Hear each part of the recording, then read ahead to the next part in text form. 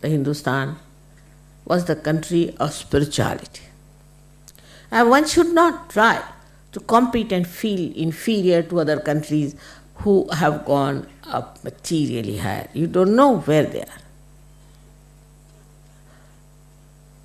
But we should be spiritually higher. That's what Christ said. This is my own country. It's clearly written. That means Christ recognized that this country of spirituality is his own. So we belong to that country of spirituality and not to the materialistic or to the mundane or the baser type of life.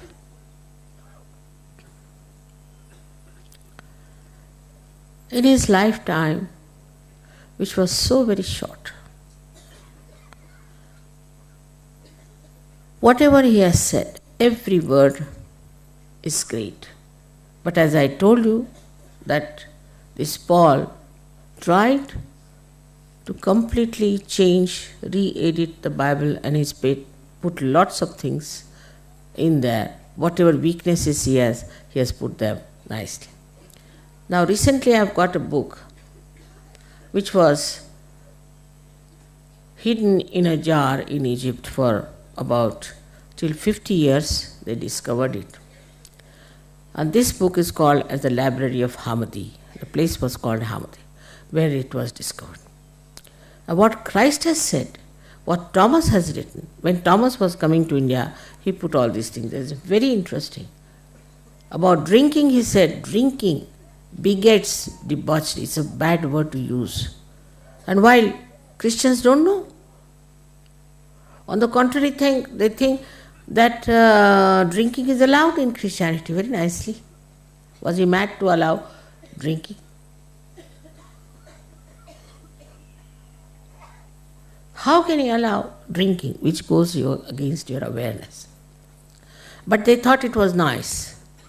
And that's what people have been using as a big attraction, that you can drink in Christianity. So in the other religion, like Catholic religion, you could have only once the marriage. So they have one marriage and 10 keeps. Is all right, allowed. In the Bible is written, only you can have one marriage, you cannot divorce. So do what you like. No sense of morality. And everything came like a derailment towards themselves. And they accepted one after another all kinds of nonsense. And the basic thing of Christ's life is morality. He is on the left side, as you can see from Sri Ganesha. And then he establishes himself at Agya. But morality is the essence of his life.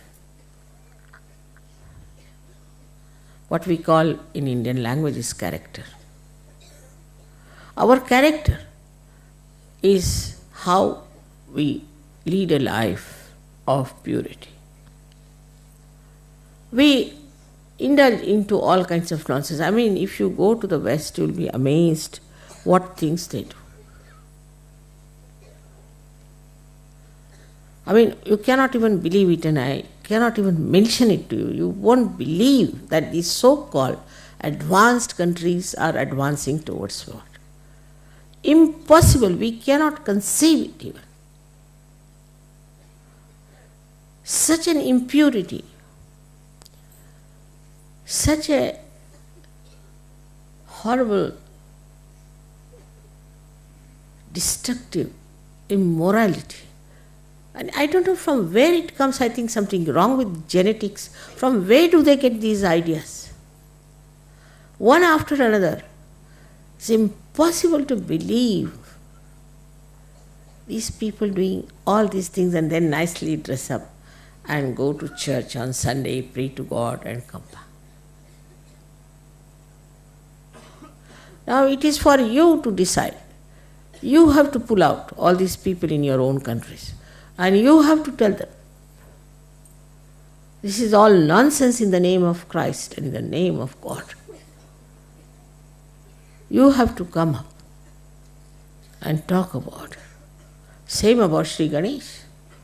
I have seen in Pune, I was surprised, there was Ganesh Mahotsav.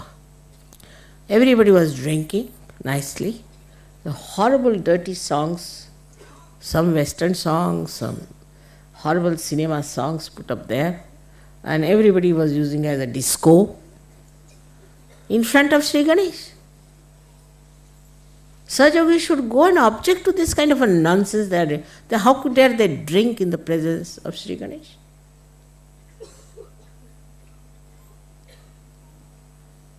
No wisdom of Sri Ganesha, no respect for his auspiciousness. Now, not only drinking, doing all kinds of things.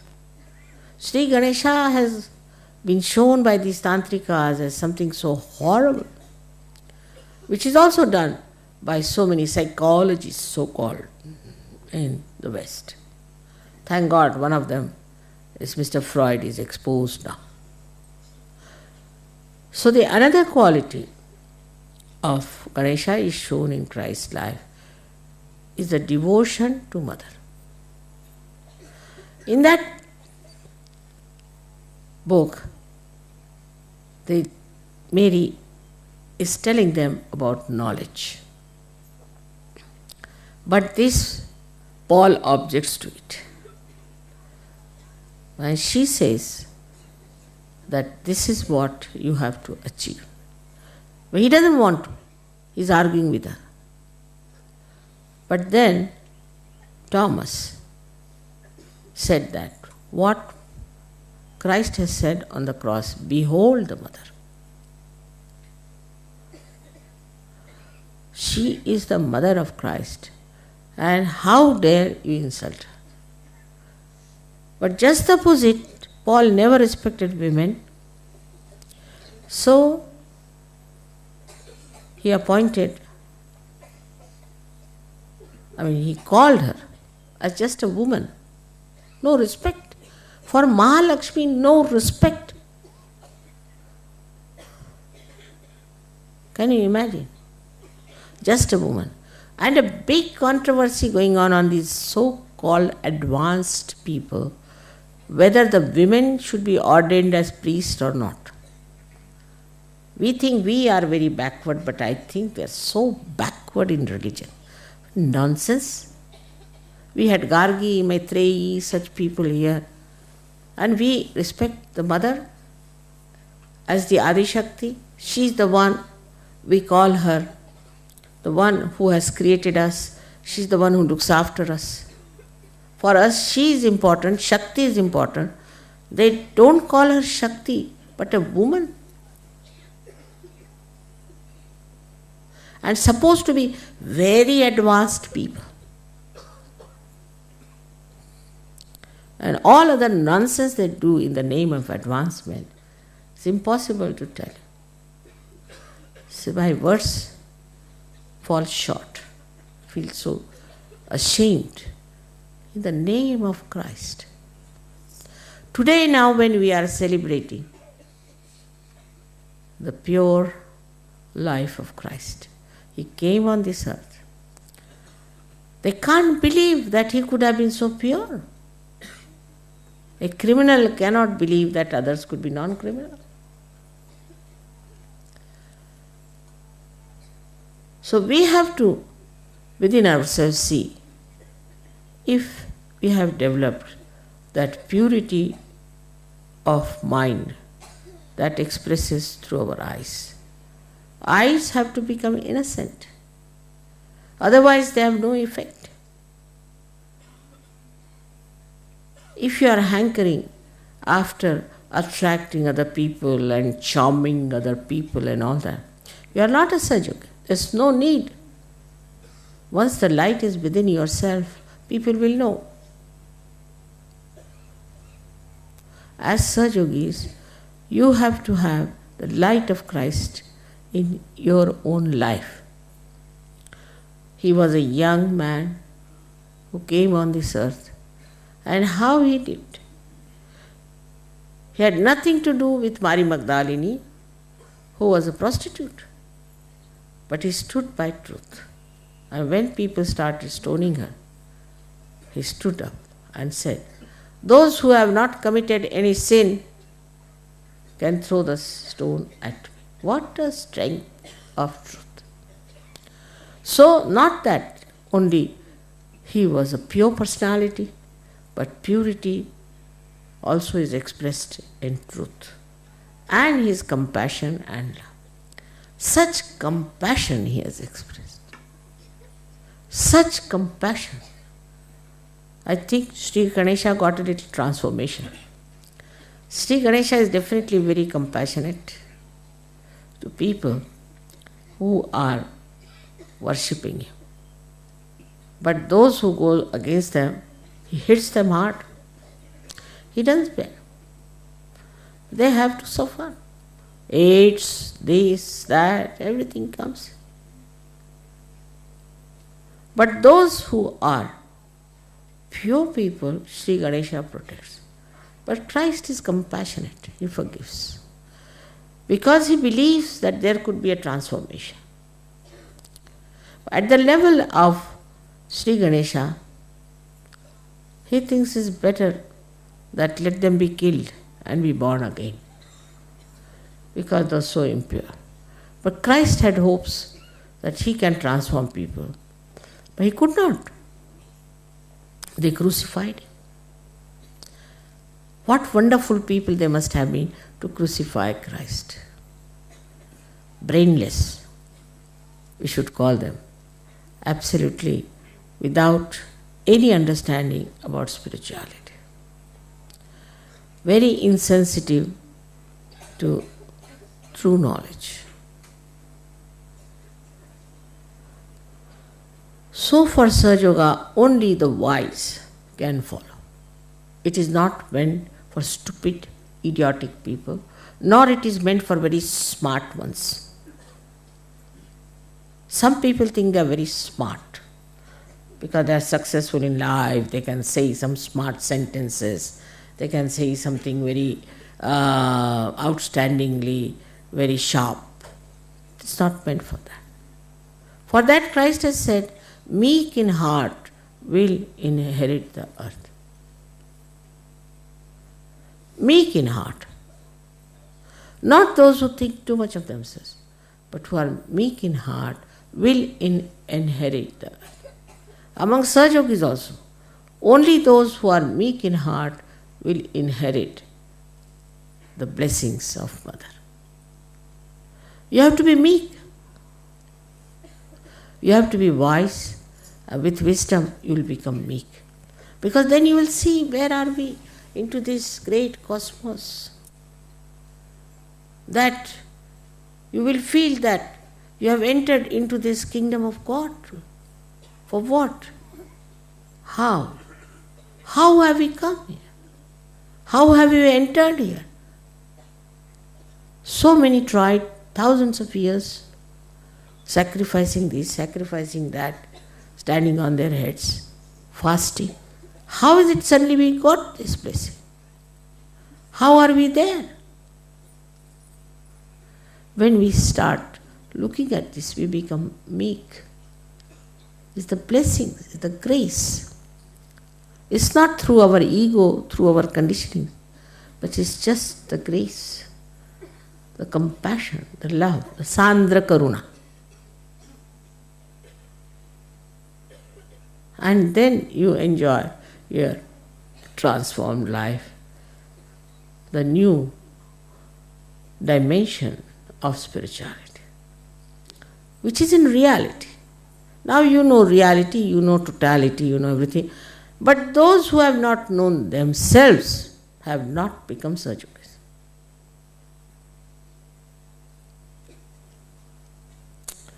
Tukaram has said in very simple words, Apana si jani le jani. The one who has known himself is the last one. You can judge the chakras of others, but you can't judge your own chakras. You can introspect others, you can judge others, but you cannot judge yourself. If you know everything about others, but about yourself you don't know anything, then you are not Sahaja Yogi. First thing you must know yourself. what sort of a ego stuff I am doing, what sort of a conditioning I have got. Even now, people have so many conditionings. So there's a new discipline of Sahaja Yoga. In the new discipline, you have to be meek, humble, and you have to be wise.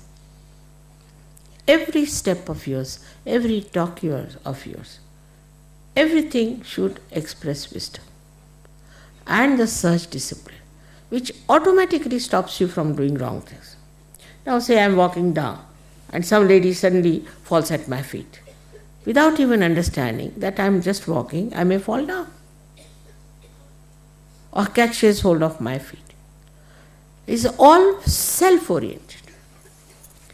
I should see mother, I should go and meet her, I touched her feet. It's all ego. A Sahaja Yogi stands in the back. Real Sahaja Yogi is at the back. From there he can enjoy because he knows I am everywhere. He doesn't want to see me, nothing. Just like this, standing. He doesn't force his way in any way. Mother is here. But this is what it is, Christ has said, meek in heart. There's a very big word, meek, and people don't understand meek because in the West, if you are meek, people say you are weak, you have to be aggressive. If they have to praise somebody, say, oh, he is very good, he's very aggressive. I think their genetics are a little lower than normal. Must be some animals in them. Otherwise, how can they think that to be aggressive is being something higher? It's impossible. How can a person who is supposed to be a higher person could be like a devil? How could Hitler say that he was a higher race when he was himself a devil? It's very nice for a devil to say, I am a higher race. So in dealing in Sahaja Yoga, the sweetness of natural meekness, not artificial, of a businessman, but a natural one that makes you shine with your great, great spirituality. Nobody can touch you. I have told you, except for you. You can only fall down. But nobody can touch you. You are all protected from every angle. But if you want to hit yourself, I can't help it. So again we come to Tukarama's saying, as Christ has said, know thyself. First and foremost thing of introspection is know thyself.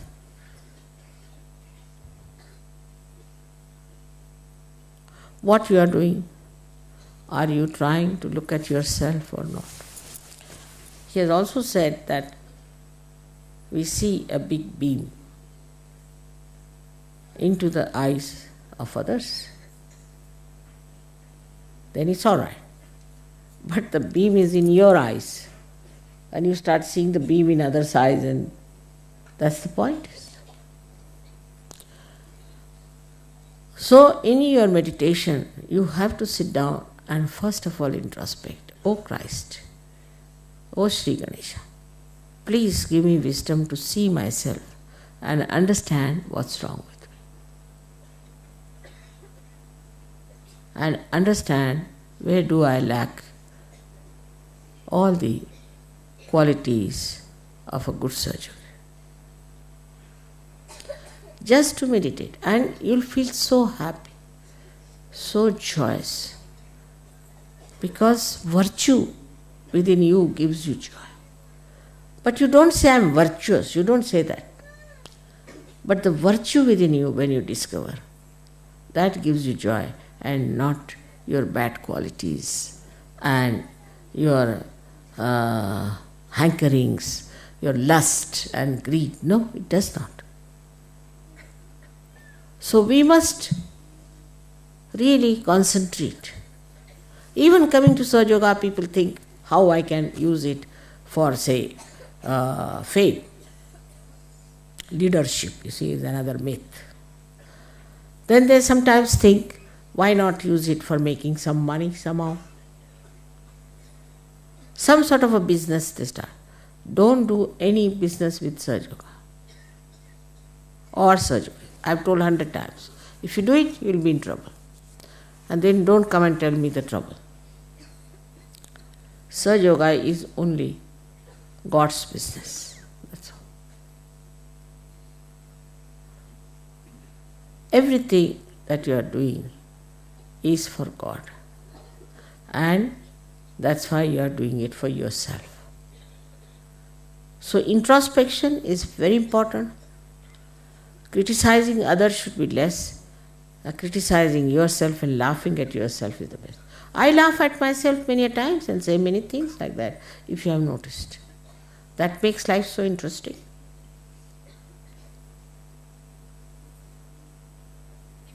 That will kill your ego. How I am trying to assert myself, and where is the meekness that Christ has talked about? It is a natural goodness within us. Once it shines and shows, you become so beautiful, so lovable. Whether you are sitting here near me or there, I know who is that guy. My heart just opens for such a personality. I know who they are.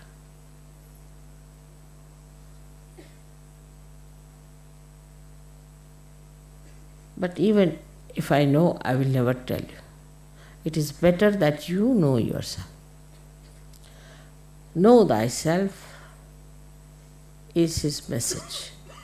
In the real way, not with deception, because you are deceiving yourself. Whom are you deceiving? Know thyself without any deception, without any lies, with full concentration. See where is your attention going. That's how you are going to rise. You are not going to rise by seeing the defects of others, but you are going to rise only by seeing your own defects. Exactly this what Christ has said. I am telling you in very, very simple words. Then he has said, love thy neighbor as thyself, which is a very, very big thing to say. Now, it is only possible in Sahaja Yoga because you are collective. Those who are not collective, how can they love their neighbor? I mean, who is the neighbor then? Nobody is a neighbor. They are outsiders. But as soon as you become collective, see today there are 55 nations. You are also collective, so moral, so beautiful, no complications, nothing. I am so overjoyed to see this. But to make it perfect, we should introspect. Socially, collectively, you people have improved a lot. But also individually, within yourself, you have to improve for your own goodness. So on this great occasion, we have to celebrate because really such a great amount of work was done by Christ, though neutralized by these horrible priests, which is done in every country, in every religion. But now we should take a vow to save others who are taking the name of Christ and doing something just the opposite. If it could be done, if it could be achieved through your lives, Christ's work has been done. You have to now express Christ through your life. This is what it is. Through your life you can express Him. Through the purity, through the meekness, through the compassion and the wisdom of Christ. Absolutely fearless was He. And that's why you have to be fearless, because you have to be only afraid of God and nobody else. That's all. And if you have done nothing wrong, there's nothing to be afraid of God also, because He loves you very much. So be clear cut about everything, be understanding.